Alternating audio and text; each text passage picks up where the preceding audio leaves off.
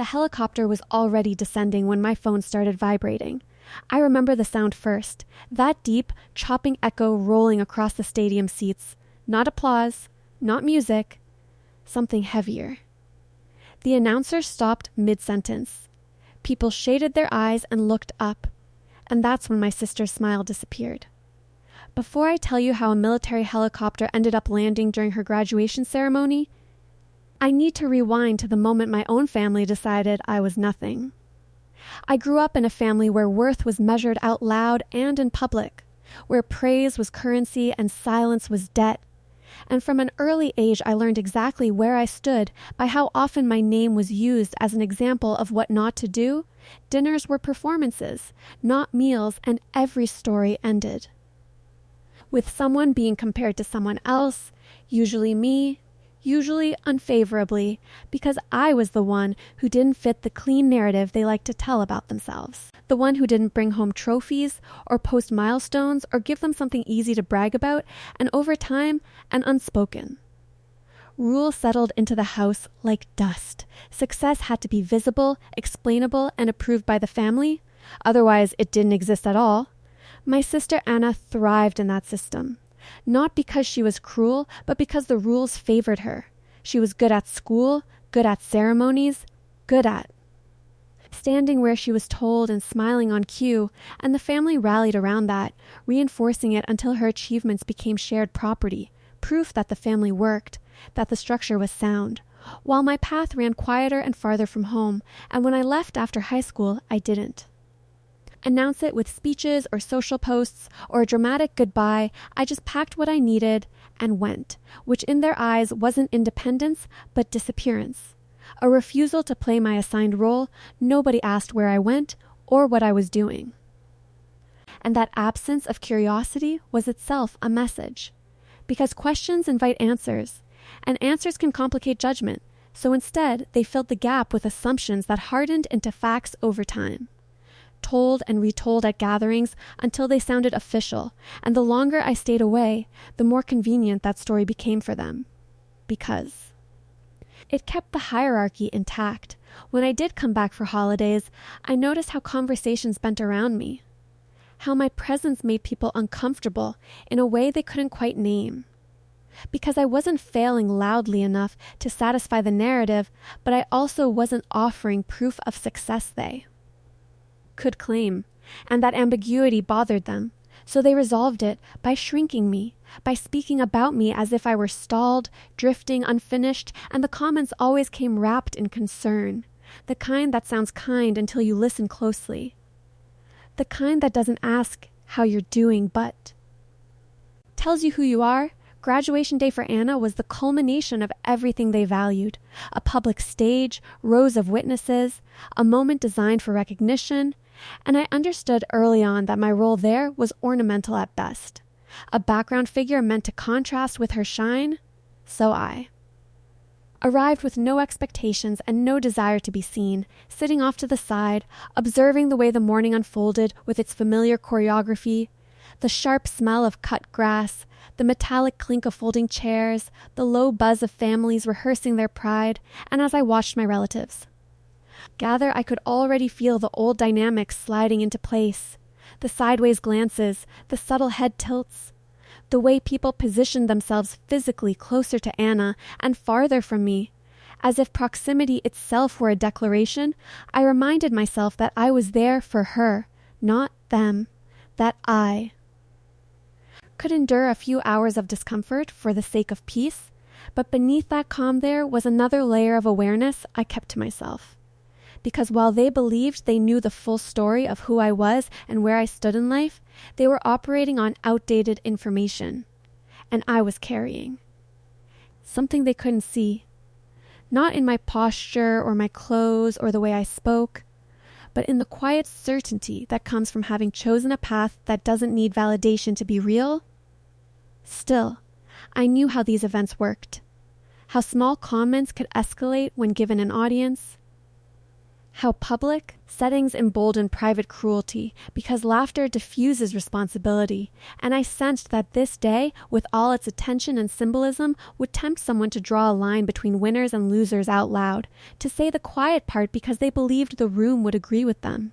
And as I settled into my seat, phone on silent, eyes forward, I accepted that whatever happened next would reveal more than just my family's opinion of me.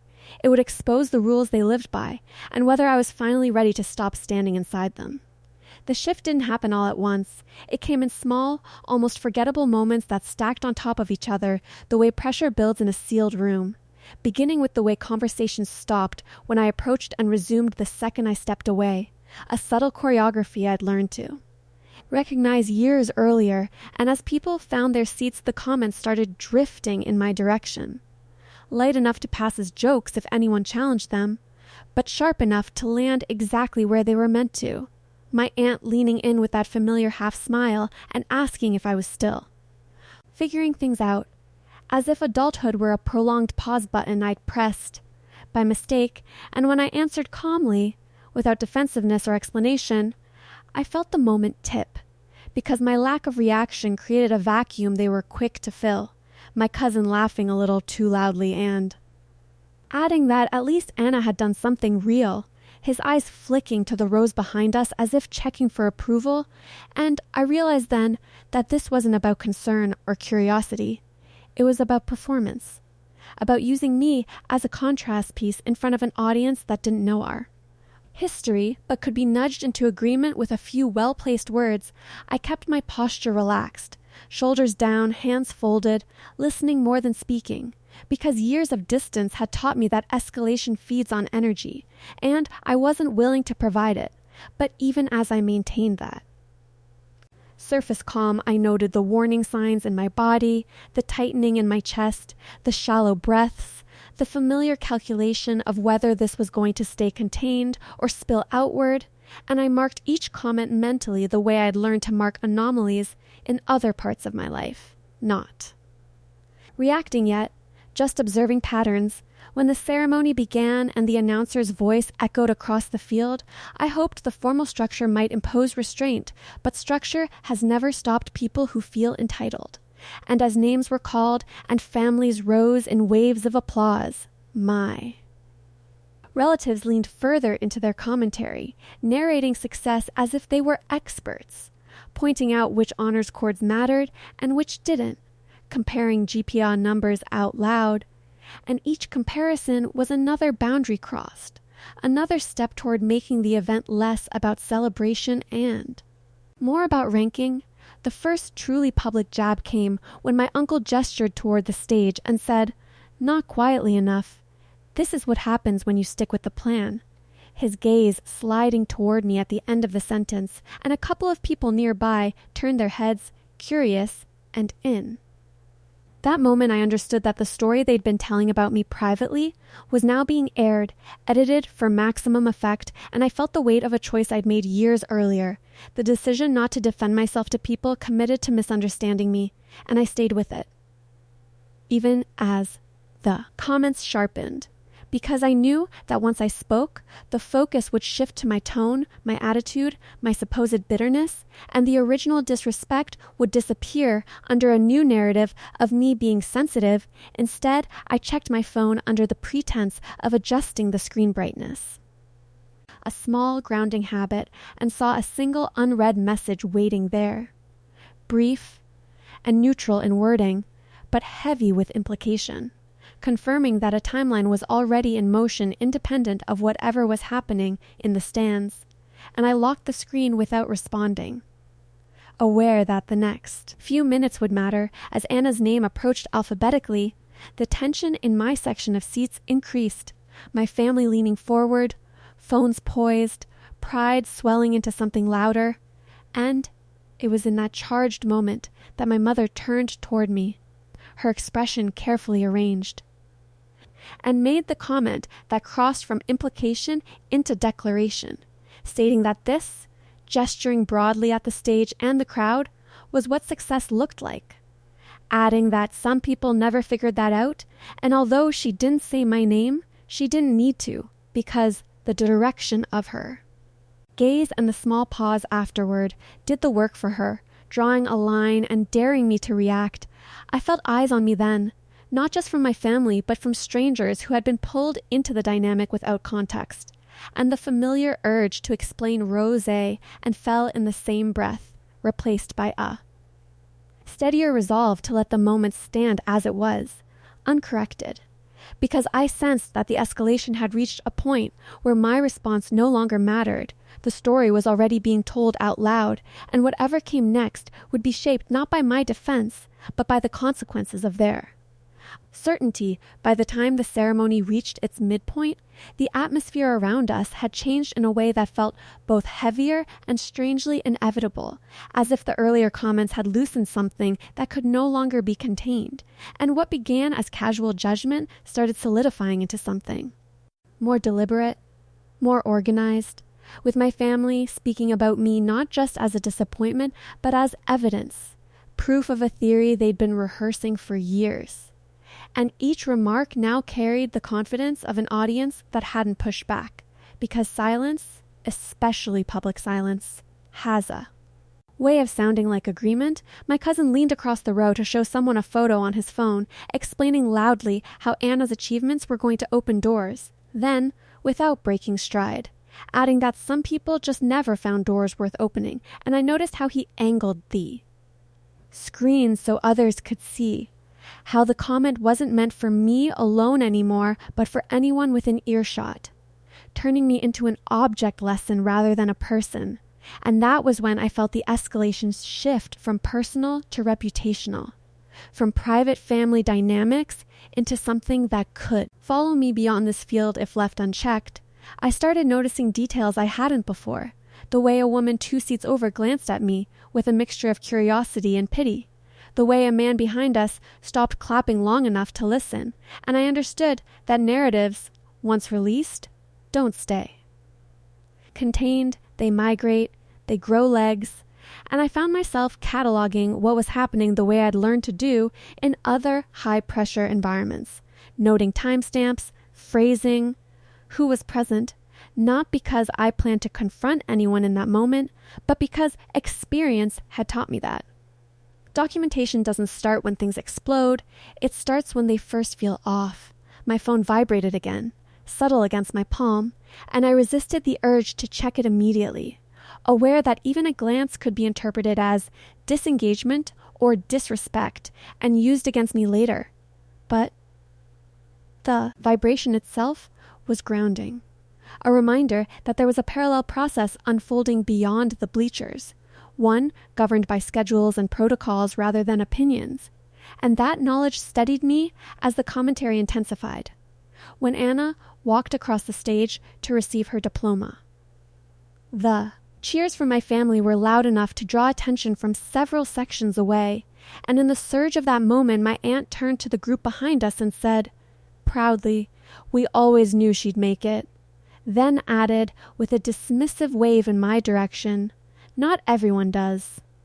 And this time there was laughter, not just from my relatives, but from a few strangers who didn't know me but understood the social cue well enough to follow it, and that laughter was the sound of a boundary being fully crossed. The moment where cruelty finds reinforcement and stops pretending to be accidental. I felt something settle then, not anger exactly, but clarity, because the escalation had reached the point where restraint no longer de-escalated, it simply emboldened. And I realized that whatever happened next would not be shaped by how well I endured the moment, but by what external reality was about. To collide with the story they were telling, I finally checked my phone, shielding the screen with my thumb, and saw confirmation that what I'd been told earlier was now locked in. That clearance had been granted, coordinates confirmed, timing adjusted slightly, but still within the window. And, although the message itself was clinical and stripped of drama, its implications contrasted sharply with the scene around me, where my family was still narrating my supposed failure in real time. Unaware that the proof they demanded so loudly was already en route, I slipped the phone back into my pocket and focused forward again, listening as the announcer called the next set of names, feeling the sun warm the back of my neck, smelling the faint tang of exhaust from the generators powering the sound system, grounding myself in sensory details to stay present. Because I knew that when the shift came, it would be sudden and public, and I wanted to meet it with the same calm control I'd maintained all morning. The final escalation came quietly, almost casually, when my mother leaned in one last time and said, with a softness that made it more dangerous, that she worried about me. That drifting through life without direction was no way to live, and although the words were wrapped in concern, the timing and audience stripped them of any sincerity, turning them into a verdict delivered in front of witnesses, and I saw then how complete the proof stack had become on their side.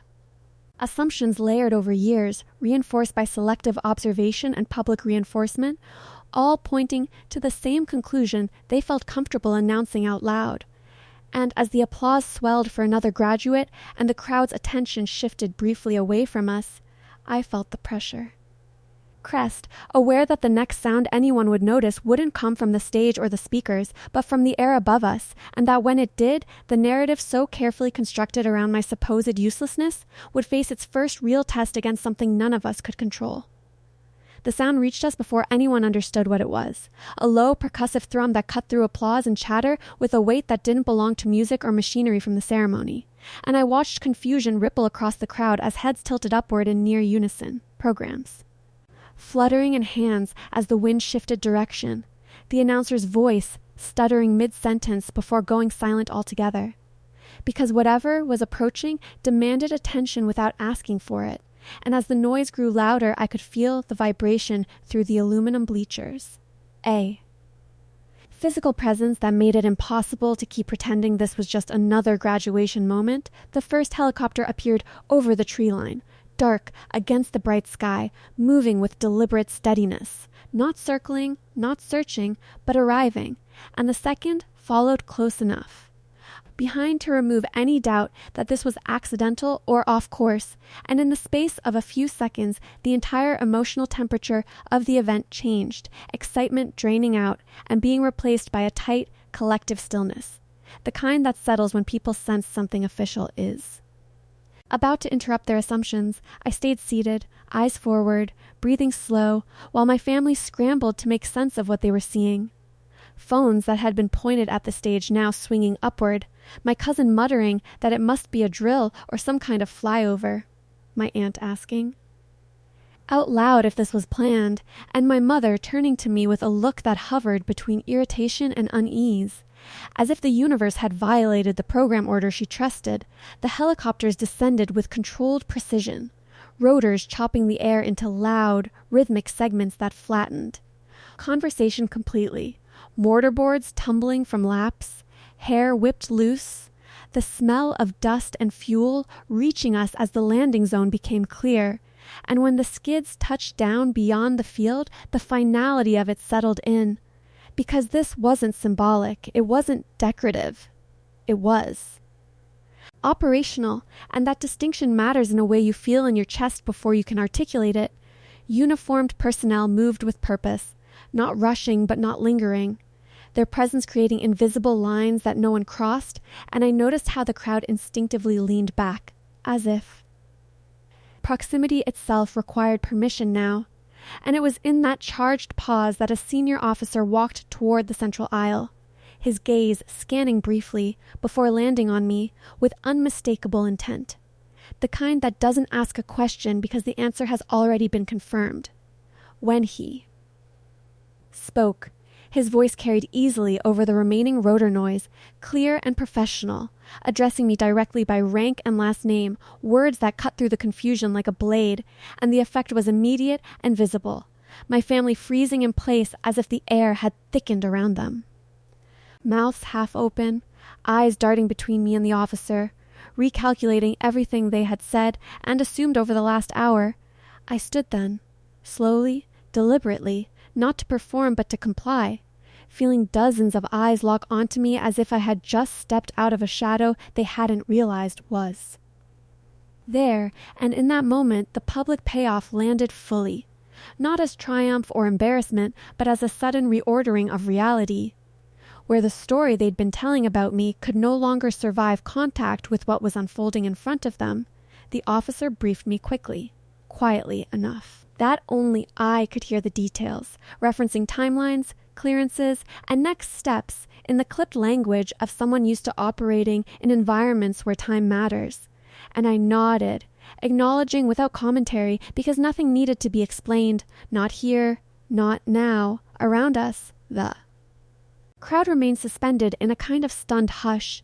The ceremony effectively paused, the announcer standing off to the side with a folder clutched uselessly to his chest, and I caught fragments of whispered speculation drifting through the seats, words like military and emergency passing.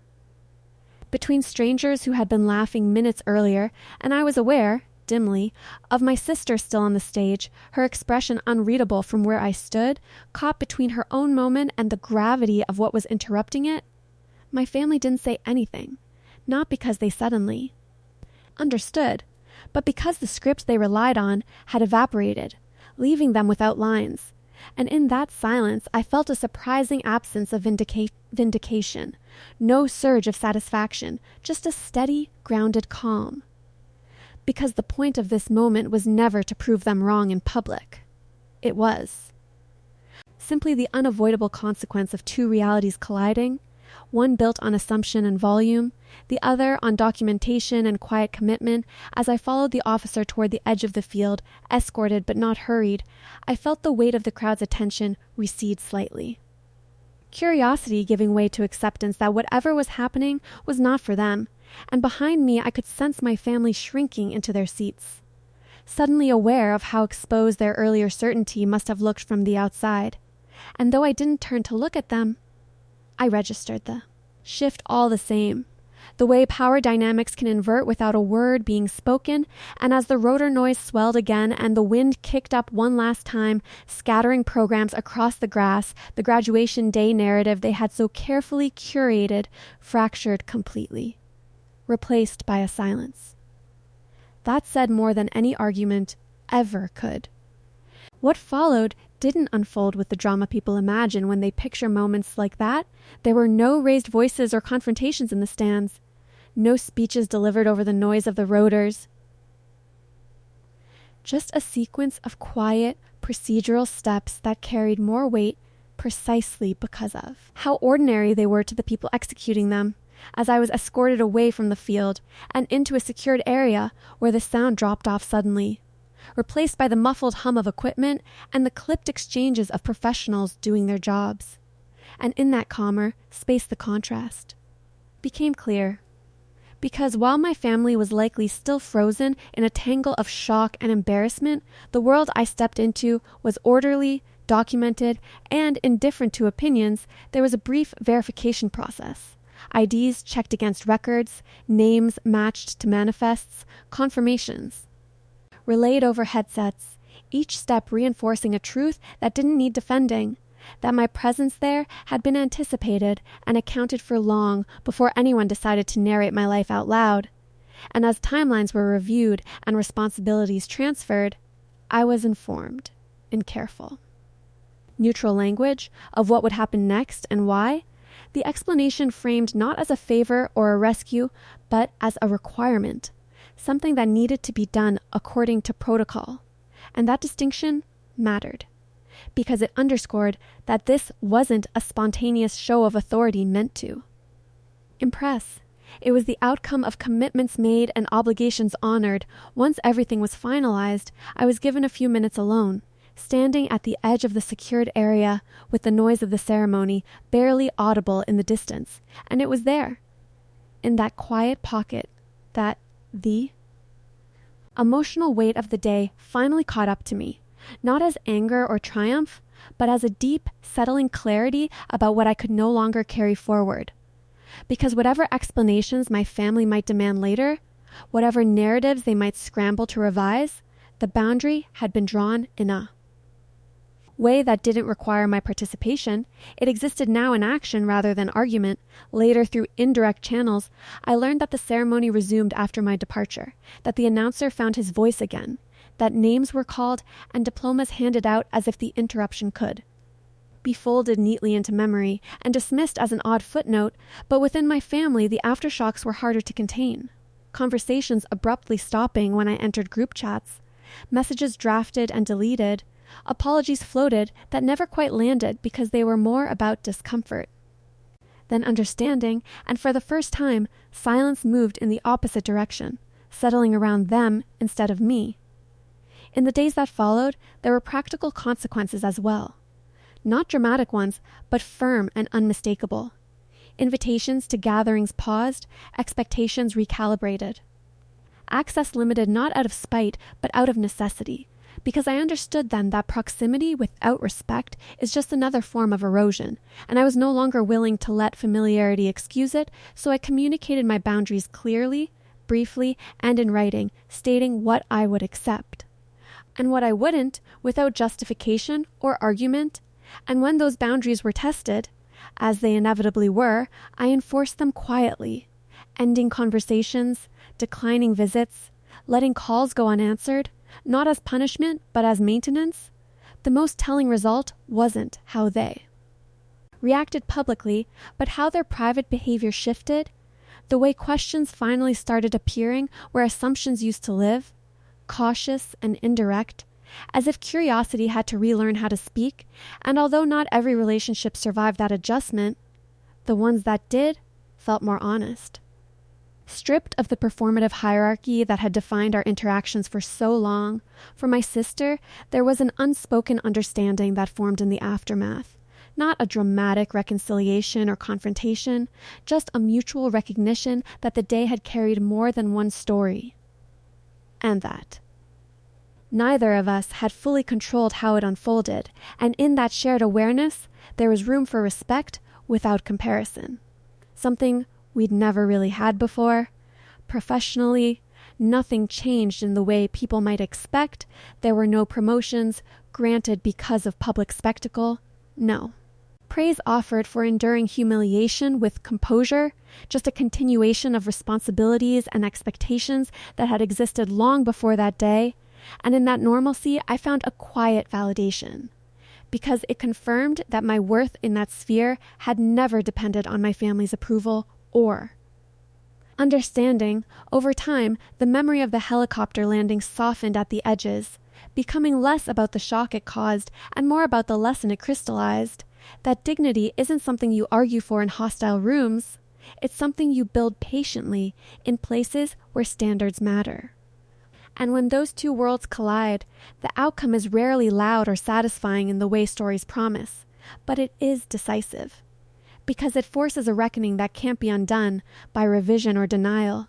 And as I settled into the routines that followed, carrying forward only the relationships and obligations that honored mutual respect, I understood that the real result of that day wasn't the silence that fell over a crowd or the stunned looks frozen on familiar faces. It was the internal shift that finally allowed me to stop measuring myself against a system that had never been designed, to recognize quiet forms of commitment, and to move forward owning my path without needing anyone else to call it success.